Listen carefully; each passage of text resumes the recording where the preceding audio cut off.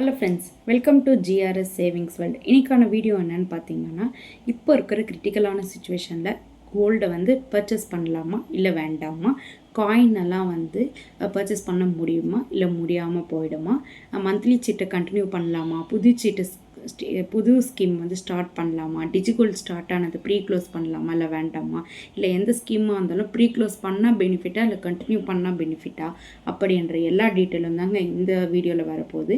இது இல்லாமல் கோல்டை வந்து எப்படிலாம் சேவ் பண்ணணும், அமௌண்ட்டை எப்படியெல்லாம் சேவ் பண்ணணும், கோல்டில் இன்வெஸ்ட்மெண்ட் பண்ண முடியாமல் போயிடுச்சுன்னா வேறு ஆப்ஷனில் எந்த மாதிரி இன்வெஸ்ட்மெண்ட் பண்ணால் பெஸ்ட்டு அப்படின்றதெல்லாம் தாங்க இந்த வீடியோவில் நாம் பார்க்க போகிறோம். வாங்க இப்போ ஃபஸ்ட்டு வீடியோக்குள்ளே போயிடலாம். ஃபஸ்ட்டு என்ன பாயிண்ட் அப்படின்னு பார்த்தீங்கன்னா, சிட்டு இருக்குது இல்லைங்களா, மந்த்லி சிட்டு, அதை வந்து கண்டினியூ பண்ணலாமா இல்லை வேண்டாமா அப்படின்றத. மந்த்லி சிட் ஸ்கீமை, இந்த மந்த்லி சிட் ஸ்கீமை என்னை பொறுத்த வரைக்கும் நான் என்ன சொல்லுவேன் அப்படின்னு பார்த்தீங்கன்னா, நாம் வந்து ஆல்ரெடி ஸ்டார்ட் பண்ணிட்டோம். ஒரு 2 months 3 months 5 months 7 months இல்லை முடிக்க போகுது அப்படின்னு இருக்கிறவங்க யாராக இருந்தாலும் சரி, மந்த்லி சிட் ஸ்கீம் வந்து இப்பொழுதைக்கு நம்ம பர்ச்சேஸ் பண்ணக்கூடிய கடையில் வந்து 1க்கு 2 வாட்டி விசாரிச்சுக்கோங்க. ஏன்னா வந்து இந்த ஸ்கீம் வந்து நடுவில் ஓகே ட்ரஸ்டபுளான கடையாக இருந்தால் ஓகேங்க, கண்டினியூ ஆகும். ஒரு பிரான்ச் இல்லை 2 பிரான்ச் தான் இருக்குது. அதே மாதிரி போயிட்டு கடையில் போய் பாருங்கள், ஸ்டாக் எல்லாம் இருக்கா இல்லையா, ஒர்க் பண்ணுறவங்களாம் இருக்காங்களா இல்லையா.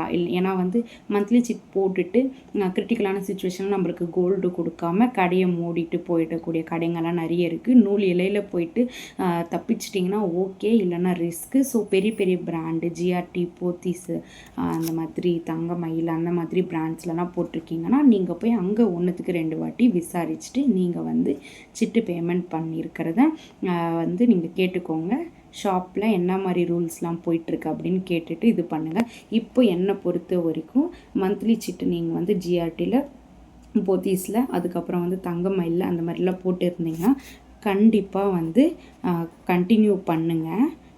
ப்ரீ க்ளோஸ் பண்ணாதீங்க. ஏன்னா ப்ரீ க்ளோஸ் பண்ணிங்கன்னா உங்களுக்கு தான் வந்து லாஸு. இப்போ வரைக்கும் கவர்மெண்ட் ரூல்ஸ் படி மந்த்லி சிட்டை வந்து க்ளோஸ் பண்ணுங்கள் அப்படின்ற கூடிய எந்த விதமான தகவல்களும் வெளியில் வரல. இந்த மாதிரி மந்த்லி சிட் போட்டுருந்தீங்கன்னா கண்டிப்பாக கண்டினியூ பண்ணுங்கள். இதுக்கப்புறம் வேணும்னாலும் ஏதாவது அப்டேட்ஸ் வந்ததுன்னா நான் உங்களுக்கு கண்டிப்பாக அப்டேட் பண்ணுறேன். இந்த ஸ்கீம்ஸ் எல்லாம் வந்து ப்ரீ க்ளோஸ் பண்ணாதீங்க, தயவு செஞ்சு ப்ரீ க்ளோஸ் பண்ணாதீங்க. ப்ரீ க்ளோஸ் பண்ணாதீங்க.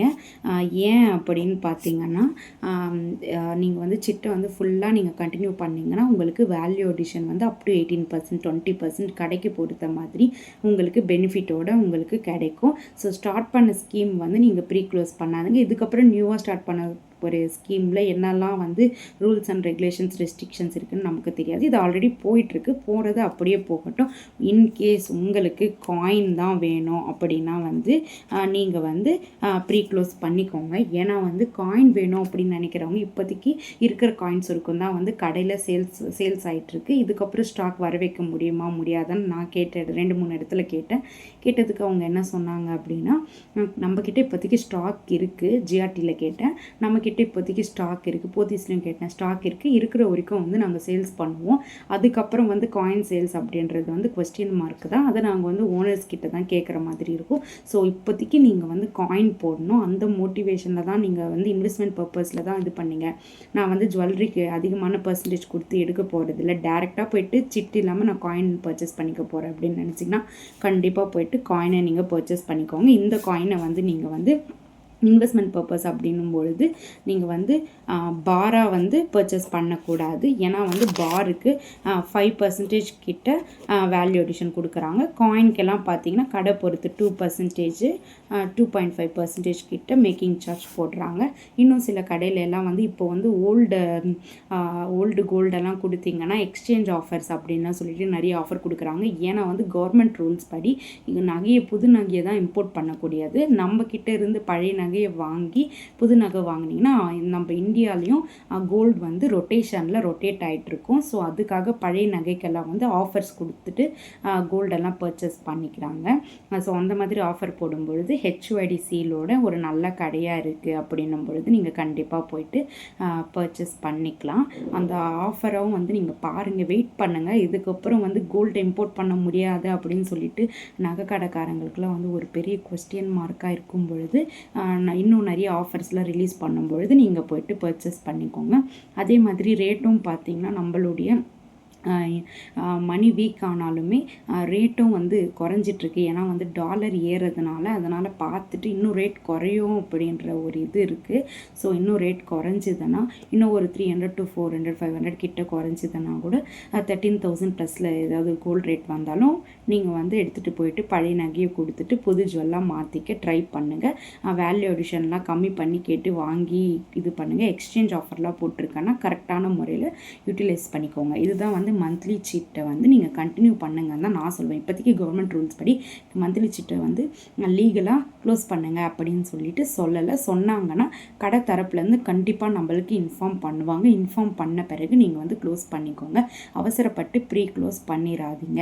காயின்ஸ் வந்து அந்த கடையில் போய் கேளுங்க. முடிஞ்ச வரைக்கும் இன்னும் 1 or 2 months கட்டிகிட்டே வாங்க. ஒரு மந்த்துமே நீங்கள் கடைக்கு கால் பண்ணி கேளுங்க, காயின்ஸ் ஸ்டாக் இருக்கா இல்லையா அப்படின்னு. இல்லை கொஞ்சமாக தான் ஸ்டாக் இருக்குது, திருப்பி வர வைக்க மாட்டோம் அப்படின்னு நினச்சா மட்டும் நீங்கள் வந்து ப்ரீ க்ளோஸ் பண்ணுங்கள். இல்லைனா வந்து நீங்கள் ப்ரீ க்ளோஸ் பண்ணாதீங்க. ஓகேங்களா? இப்போ நெக்ஸ்ட்டு செகண்ட் என்ன பார்த்தீங்கன்னா, நியூவாக மந்த்லி சீட் வந்து ஸ்டார்ட் பண்ணலாமா அப்படின்னு சொல்லிட்டு ஒரு கேள்வி இருக்குது. இப்போதைக்கு மந்த்லி சீட்டு வந்து ஸ்டார்ட் பண்ணக்கூடாது, இல்லை வந்து கடைகளில் வந்து மந்த்லி சீட்டை வந்து போடுறத வந்து நிறுத்துங்க அப்படின்ற எந்த ரூல்ஸுமே வரலை.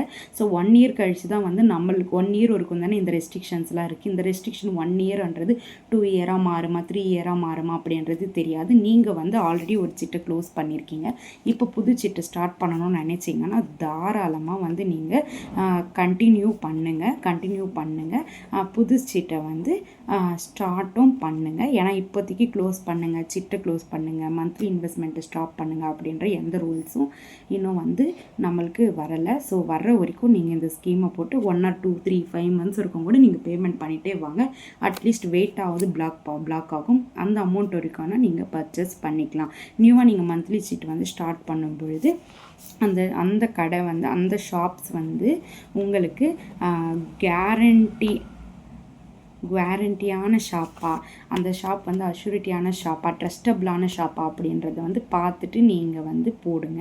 அதே மாதிரி நீங்கள் வந்து ட்ரஸ்டபிளான ஷாப்பு தான் அப்படியே இருந்தாலும் வேல்யூ அடிஷனில் வந்து பெனிஃபிட் பார்த்திங்கன்னா அதிகமான பெனிஃபிட், அதாவது ஹை பெனிஃபிட் கொடுக்குறாங்களா அப்படின்றத பார்த்துட்டு நீங்கள் ஸ்டார்ட் பண்ணிக்கோங்க.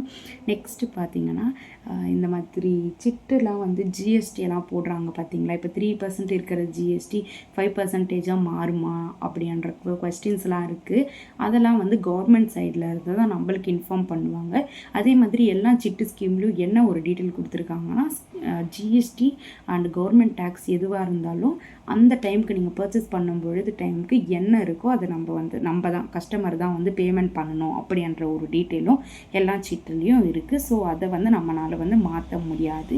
நெக்ஸ்ட்டு பார்த்திங்கன்னா காயினை வந்து ஸ்டாப் பண்ணிட்டாங்களா, காயின் வந்து சேல்ஸை ஸ்டாப் பண்ணிட்டாங்களா அப்படின்றது வந்து கேட்குறீங்க. ஸோ இப்போதைக்கு காயின் சேல்ஸ் வந்து ரன் ஆகிட்டு தான் இருக்குது. ஸோ இப்போதைக்கு ஸ்டாப் ஆகலை. ஸ்டாக் இருக்கிற வரைக்கும் வந்து காயின் வந்து சேல் ஆகிட்டு தான் இருக்குது. நீங்கள் பர்ச்சேஸ் பண்ணணும், இப்போ உங்ககிட்ட அமௌண்ட்டாக இருக்குது, மாற்றிக்கணும், இன்வெஸ்ட்மெண்ட் பர்பஸ்க்காக மாற்றிக்கணும் அப்படின்னு நினைக்கிறீங்கன்னா நீங்கள் கண்டிப்பாக போயிட்டு காயினை வந்து நீங்கள் பர்ச்சேஸ் பண்ணிக்கோங்க. ஸோ இப்போ இருக்கிற சிச்சுவேஷனில் ரேட் வந்து குறையுதா அப்படின்னு சொல்லிட்டு பார்த்துட்டு இந்த மந்த் எண்ட் வரைக்கும் நீங்கள் பார்த்துட்டு கூட நீங்கள் காயினை வந்து பர்ச்சேஸ் பண்ணிக்கோங்க. நீங்கள் பர்ச்சேஸ் பண்ணணும்னு நினைக்கிற கடையில் 1க்கு 2 வாட்டி கேட்டுட்டு நீங்கள் வந்து காயினை வந்து பர்ச்சேஸ் பண்ணிக்கோங்க. அதே மாதிரி ஓல்டு கோல்டை வந்து எக்ஸ்சேஞ்ச் பண்ணிக்கலாமா அப்படின்னு கேட்குறீங்க. ஸோ ஓல்டு கோல்டு வந்து நீங்கள் வந்து எக்ஸ்சேஞ்ச் வந்து தாராளமாக பண்ணிக்கலாம். இப்போ பார்த்தீங்கன்னா உங்களுக்கு போத்தீஸில் 450 rupees கிட்ட வந்து எக்ஸ்ட்ரா கொடுக்குறாங்க பர் கிராமுக்கு. ஸோ இந்த மாதிரி ஸ்கீம்ஸ் எல்லாம் வந்து ஓல்டு கோல்டு நீங்கள் மாற்றும் பொழுது நீங்கள் எக்ஸ்சேஞ்ச் பண்ணிக்கலாம். வேல்யூ அடிஷனை கம்மியாக இருக்கும்பொழுது நீங்கள் இப்போ எக்ஸ்சேஞ்ச் பண்ணிக்கலாம். எக்ஸ்சேஞ்ச் மேலே போடும்பொழுதுலாம் வந்து நீங்கள் எடுத்துகிட்டு போய் எக்ஸ்சேஞ்ச் பண்ணிக்கோங்க. ஏன்னா நம்மக்கிட்ட இருக்கிற கோல்டு கொடுத்துட்டு தான் நம்ம மாற்ற போகிறோம். ஸோ ஓவரால் கோல்டை வந்து இம்போர்ட்டே பண்ண முடியாத நிலைமை வர்றதுக்கு முன்னாடி ஓல்டு கோல்டு எடுத்துகிட்டு போயிட்டு நீங்கள் எக்ஸ்சேஞ்ச் பண்ணிக்கோங்க. நெக்ஸ்ட்டு பார்த்தீங்கன்னா ஒன் டைம் டெபாசிட் ஸ்கீம் வந்து நான் டெபாசிட் பண்ணலாமா அப்படின்னு கேட்டிருக்கீங்க. ஸோ நீங்கள் காயினாக வாங்க போகிறீங்க அப்படின்னா வந்து நீங்கள் கொஞ்சம் வெயிட் பண்ணி டெபாசிட் பண்ணிக்கோங்க. இல்லை நீங்கள் வந்து ஜுவல்லரியாக தான் வாங்க போகிறீங்க அப்படின்னா அதுக்கு கிட்டத்தட்ட 18% 20% கிட்ட பெனிஃபிட் கொடுக்குற ஷாப்ஸ்லாம் இருக்குது. ட்ரஸ்டபிளான ஷாப்பாக இருந்தால் மட்டும் போய் டெபாசிட் பண்ணுங்கள். இல்லைனா கொஞ்சம் வெயிட் பண்ணி நீங்கள் ஒன் டைம் டெபாசிட் ஸ்கீம் போடுறவங்க வெயிட் பண்ணி கூட டெபாசிட் பண்ணுங்கள். ரேட் குறையும் பொழுது எடுத்துகிட்டு போய் டெபாசிட் பண்ணிவிட்டு நீங்கள் வந்து ஜுவல்லரி பர்ச்சேஸ் பண்ணிக்கலாம். திருப்பி சொல்கிறேன், ஒரு பிரான்ச் இல்லை 2 பிரான்ச் இருக்கக்கூடிய ஷாப்லலாம் போய்ட்டு எடுத்துகிட்டு போய் இன்வெஸ்ட்மெண்ட் பண்ணிவிட்டு அவங்க மூடிட்டு போயிட்டாங்கன்னா ஒன்றுமே பண்ண முடியாது. ஸோ பெரிய பிரான்ச், அதாவது 10க்கும் மேற்பட்ட பிரான்ச்சஸ் இருக்கிற இடத்துல வந்து நீங்கள் போயிட்டு இன்வெஸ்ட் பண்ண கொஞ்சம் யோசித்து இன்வெஸ்ட் பண்ணுங்கள். நெக்ஸ்ட்டு பார்த்தீங்கன்னா என்ன கொஸ்டின் அப்படின்னா, கோல்டை டிஜி கோல்டு ஃபஸ்ட்டு இப்போ இது பார்த்துலாம். டிஜி கோல்டு, இந்த டிஜி கோல்டை வந்து கண்டினியூ பண்ணலாமா அப்படின்னு கேட்டிங்கன்னா கண்டிப்பாக கண்டினியூ பண்ணுங்கள். பட் டிஜி கோல்டை வந்து ஆல்ரெடி போயிட்டுருக்கு. 4 மந்த் கட்டியிருக்கேன், 5 மந்த் கட்டியிருக்கேன். நான் வாங்கும் பொழுது காயின் இருக்குமா இல்லையான்னு கேட்டிங்கன்னா அதுக்கான பதில் என்கிட்ட இல்லை. அதற்கும் ஸ்டாக் இருக்குமா அப்படின்றது தெரியல. பட் டிஜி கோல்டை வந்து நீங்கள் வந்து கண்டினியூ பண்ணிக்கோங்க. கண்டினியூ பண்ணிவிட்டு இருக்கிறதுலையே லோயஸ்ட் வேஸ்டேஜ், அதாவது குறைந்த வேஸ்டேஜ் எது இருக்கோ அந்த நகையை வந்து நீங்கள் பிக் பண்ணி பர்ச்சேஸ் பண்ணிக்கோங்க. டிஜி கோல்டையும் வந்து நீங்கள் ப்ரீ க்ளோஸ் பண்ணாதீங்க. இப்போதைக்கு எல்லா ஸ்கீமும் கட்டிட்டு ரன் ஆகிருக்கிற ஸ்கீம் எல்லாம் ரன் ஆகட்டும். ஸோ எதையுமே வந்து நீங்கள் ப்ரீ க்ளோஸ் பண்ணாதீங்க. நெக்ஸ்ட்டு வந்து நகை எப்படி சேர்க்குறது அப்படின்னு கேட்டிருக்கீங்க. இந்த மாதிரி எல்லா ஸ்கீமும் சேர்த்து நீங்கள் நகையை சேர்க்கலாம். ஒன் டைம் டெபாசிட் போட்டும் நீங்கள் வந்து நகையை சேர்க்கலாம். இன்கேஸ் உங்களால் வந்து டோட்டலாக ஒரு ஜுவல்லரியில் வந்து இன்வெஸ்ட்மெண்ட்டே பண்ண முடியாது, வாங்க முடியாது அப்படின்னு சொல்லிட்டு கவர்மெண்ட் ஸ்ட்ரிக்டான ரூல்ஸ் போட்டுட்டாங்கன்னா அடுத்து நீங்கள் என்ன பண்ணணும் அப்படின்னு பார்த்தீங்கன்னா, ஒன்று வந்து என்ன பண்ணணும்னா ஆர்டியாக போட்டுக்கோங்க. மந்த்லி ஆர்டி போஸ்ட் ஆஃபீஸ் ஸ்கீமில் போட்டுக்கோங்க. அப்படி இல்லையா ஏதாவது போஸ்ட் ஆஃபீஸ் ஸ்கீம்லலாம் போயிட்டு டீட்டெயிலாக கேட்டு ஹை ரிட்டர்ன்ஸ், அதாவது அதிகமாக நம்மளுக்கு வட்டி வரக்கூடிய ஸ்கீம்ஸை வந்து நீங்கள் வந்து போயிட்டு சூஸ் பண்ணிக்கோங்க, பிக் பண்ணிக்கோங்க. ஓகேங்களா? போஸ்ட் ஆஃபீஸ் ஸ்கீமு, ஆர்டி இந்த மாதிரிலாம் நீங்கள் இன்வெஸ்ட்மெண்ட்டு பண்ண ட்ரை பண்ணுங்கள். அதுக்கப்புறம் வந்து நீங்கள் இப்போதைக்கு கோல்டுக்கு தான் வந்து ரெஸ்ட்ரிக்ஷன் கொடுத்துருக்காங்க. சில்வரை வந்து நீங்கள் எடுத்துகிட்டு போயிட்டு சில்வரில் இன்வெஸ்ட்மெண்ட் பண்ணிக்கோங்க. சில்வரில் வந்து மந்த்லி சீட்லனா நீங்கள் இன்வெஸ்ட்மெண்ட் பண்ணலாம். மந்த்லி செக்லனா நீங்கள் இன்வெஸ்ட்மெண்ட் பண்ணிக்கலாம். இல்லை அப்படின்னு பார்த்தீங்கன்னா வந்து டிஜி கோல்டில் கூட நீங்கள் எடுத்துகிட்டு போயிட்டு சில்வராக இன்வெஸ்ட்மெண்ட் பண்ணிக்கலாம். இன்வெஸ்ட்மெண்ட் அப்படின்றது வந்து நீங்கள் கண்டிப்பாக கீப் அப் பண்ணுங்கள். இன்வெஸ்ட்மெண்ட் அப்படின்றத நிறுத்தாதீங்க. கவர்மெண்ட் ரூல்ஸ் படியே வந்து நாம் ஃபாலோ பண்ணி ஜென்யூனாக இருக்கணும் அப்படின்னு நினைக்கக்கூடியவங்க கோல்டை வந்து இப்போதைக்கு ரெஸ்ட்ரிக்ஷன் பண்ணாதீங்க. உங்களால் முடிஞ்சது 1/2 கிராம் 1 கிராம் சேர்த்துட்டே வாங்க. அதையும் தாண்டி நீங்கள் கண்டிப்பாக கோல்டு இன்வெஸ்டே பண்ணக்கூடாது அப்படின்னு ரூல்ஸ் வந்ததுன்னா இப்போ நான் சொன்ன இதெல்லாம் வந்து உங்களுக்கு பெஸ்ட்டாக இருக்கும். சில்வர்லையும் நீங்கள் எடுத்துகிட்டு போய் இன்வெஸ்ட்மெண்ட் பண்ணிக்கலாம். ஓகே, இந்த வீடியோ வந்து உங்களுக்கு யூஸ்ஃபுல்லாக இருக்கும் அப்படின்னு நினைக்கிறேன். நம்ம வீடியோ உங்களுக்கு யூஸ்ஃபுல்லாக இருந்ததுன்னா நம்ம சேனலை ஷேர் பண்ணுங்கள், லைக் பண்ணுங்கள், சப்ஸ்கிரைப் பண்ணுங்கள், பெல்லுக்கு பக்கத்தில் ஆல் என்ற ஆப்ஷன் கொடுங்க. இது போல் உங்களுக்கு இன்ட்ரெஸ்டிங்கான வீடியோவை தொடர்ந்து கொடுத்துட்டே வரேன். அடுத்தடுத்து என்னென்ன அப்டேட் அப்படின்றதெல்லாம் வந்து நம்மளுடைய சேனலில் நான் வந்து தெளிவாக விவரமாக போடுறேன். நம்ம வீடியோவை கடைசி வரைக்கும் பார்த்த எல்லாருக்கும் தேங்க்யூ ஸோ மச். அடுத்த வீடியோவில் மீட் பண்ணலாம்.